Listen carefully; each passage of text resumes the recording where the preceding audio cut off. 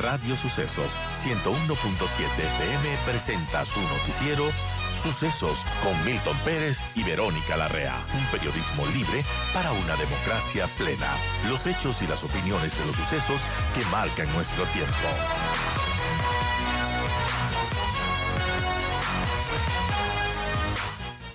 Quiero empezar por ahí, antes de hablar del tema presupuestario. Asambleísta, gracias por acompañarnos. A las 11 intentarán retomar el debate y votación de las reformas al Código Orgánico Integral Penal. Hay algunas opciones, que sean en 2 paquetes, que sea en 3, que sea 1 por 1 o que no sea nada. ¿Por cuál va usted? Buen día. Buenos días, Milton. Muchas gracias por la invitación. Quiero comentarle que nos hemos reunido 15 asambleístas que no pertenecemos a ninguna de las bancadas formales o iniciales de la Asamblea. Y nosotros, en una reunión que tuvimos hace un par de días, decidimos plantear una moción, de hecho se la ha hecho llegar ya por escrito, para que estas reformas del código se voten artículo por artículo, uno por uno. Esa es la única manera de evitar que se filtren sorpresas. Creemos que eso de votar bloque por bloque sigue generando un riesgo de que se incluya algún artículo no debatido debidamente, no entendido por alguien en particular, y sin duda el votar artículo por artículo me parece que es la decisión adecuada en un tema que ha llamado mucho la atención del país y un tema que sin duda ha concitado la preocupación de, creo que de las 2/3 partes del país, por lo menos, por esa zapada de querer por las tranqueras introducir algunos artículos que no estuvieron en el primer debate, que no estuvieron ni siquiera en los debates de la Comisión de Justicia, que los introducen y les hacen firmar vísperas de carnaval a los asambleístas despistados, digamos así, de la comisión, pero que eso nos llevaba por el camino de la impunidad. Y eso la Asamblea Nacional tiene que dar una señal muy clara el día de hoy de que no va a admitir la Asamblea Nacional una agenda de impunidad. Eso no va a pasar aquí en la Asamblea, Milton, y creo que está claro, el bloque de Revolución Ciudadana se ha quedado solo en ese tema y definitivamente esos temas no van a pasar. Luego hay opciones de tratar el tema, ya veremos finalmente cuál es la opción en la que se pueda consensuar y tener los votos hoy día. Por nuestra parte, creo que el votar artículo por artículo permite votarlo con mucho cuidado este proyecto de ley, aprobando las cosas buenas que las Es que así tiene, suena. pero limpiando todas las cosas desfavorables. Es que suena que si vota artículo por artículo en la Asamblea Nacional, se va a, se minimiza el riesgo de cometer errores o de encontrarse con asambleístas despistados, como usted generosamente los califica. Pero ¿por qué no hacer esto? ¿Por ejemplo, el presidente Cronfle dice, vamos a dividir en tres paquetes? ¿Es por qué? ¿Por qué sospecha usted? ¿O porque realmente toma mucho tiempo hacer 86 votaciones? Sí, el argumento que ha planteado es este último que usted menciona, pero siempre a uno le queda la sospecha de que, fíjese usted, de que se obstinan en la votación por bloques de artículos, quizás con la intención de introducir algún artículo que sabemos que también fue allí introducido, perdón la redundancia, por el Partido Social Cristiano y quieran mantener un artículo que ya hemos expresado nuestro desacuerdo también, ¿no? Aquel artículo que señala que si las investigaciones no tienen un fin en 1 año, en 2 años, se deben cerrar las investigaciones. Ese artículo tampoco estamos de acuerdo, ¿no? Entonces sí hay esa sospecha, pero al final lo que él ha mencionado es que eso va a tomar mucho tiempo.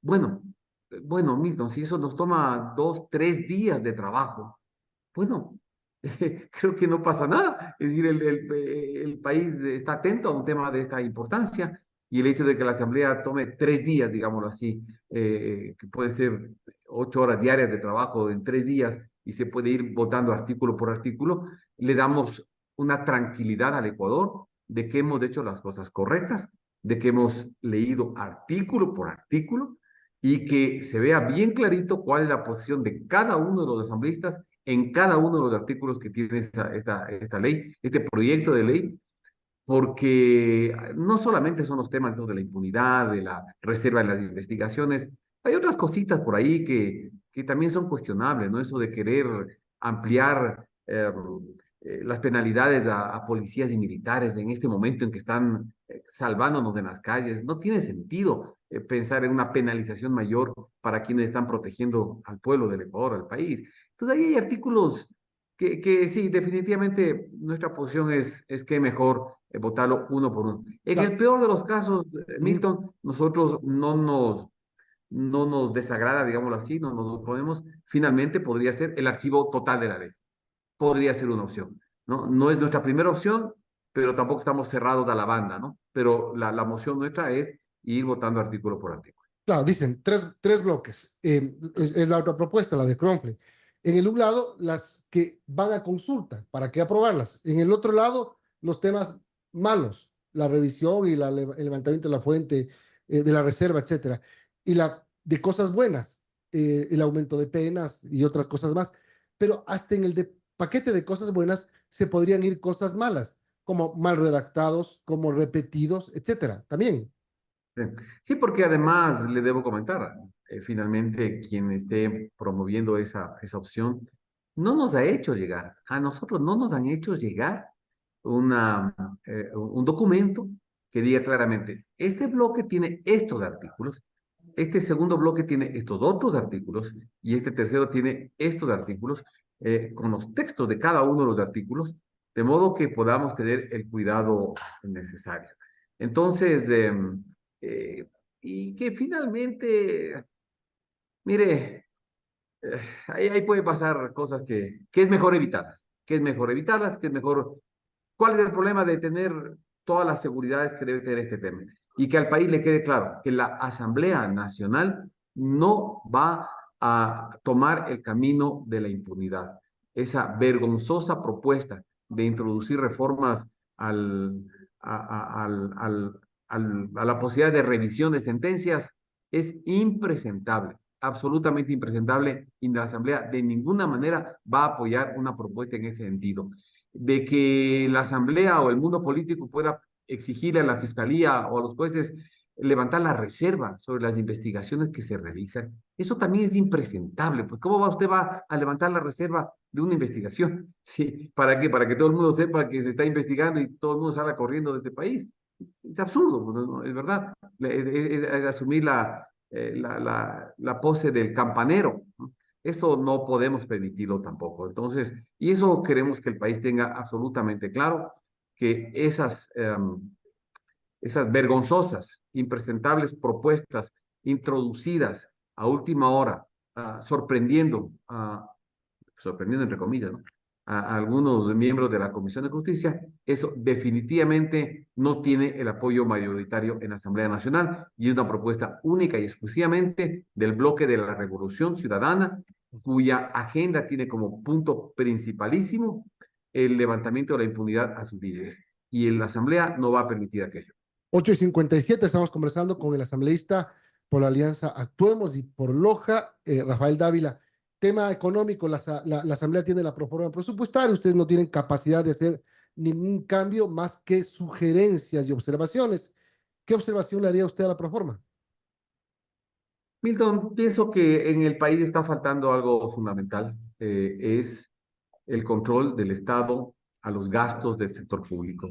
Y yo lo he mencionado en varias ocasiones, si algo le ha llevado al país a la obligación de tratar nuevos impuestos, de aprobar impuestos, con el propósito de financiar el presupuesto del Estado, es precisamente porque tenemos un gasto público excesivamente elevado. Esto se configuró entre el año 2007 y el año 2015, ¿no? Entre el 2007 y el 2015 fue cuando se disparó el gasto público.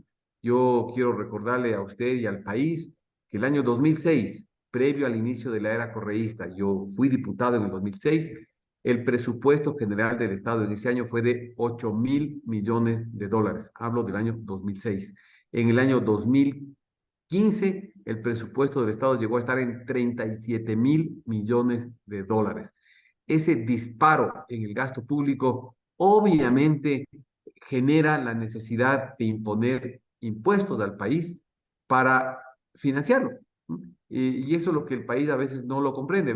Hay gente que por supuesto se molesta, hay gente que es contraria a que se haya aprobado un incremento en el IVA y otros impuestos, pero la única respuesta que le diría es, ¿y por qué no ponemos el grito en el cielo cuando el Estado está incrementando gastos de manera desmedida? En esa época, ¿qué se nos subieron? Se nos subieron los aranceles, se nos subieron salvaguardias, se aprobó el impuesto a la salida de divisas, teníamos una carga de impuestos. Recuerdo este mito que ya en esos años la gente salía en verdaderas corrientes enormes de ciudadanos salían a Ipiales a hacer compras acá en el norte del país y en el sur del país la gente salía a Tumbes, a Piura, a hacer compras, porque era tremendamente caro comprar en el Ecuador, porque los artículos de aquí estaban sobrecargados de impuestos, llamados aranceles, llamados salvaguardias o llamados impuestos a la salida de divisas. Y luego se financió ese presupuesto con deuda. Y tenemos que tener claro los ecuatorianos que cuando un Estado, cuando un gobierno contrata deuda, lo que está es contratando impuestos futuros. La deuda significa impuestos futuros. Y hoy llegó el futuro.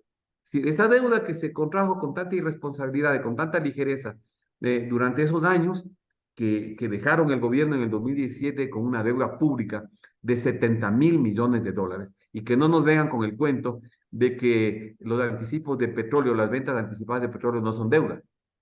Es dinero que se recibió y que había que ir pagando con barriles de petróleo. Eso también es deuda, que no querían contabilizarlo.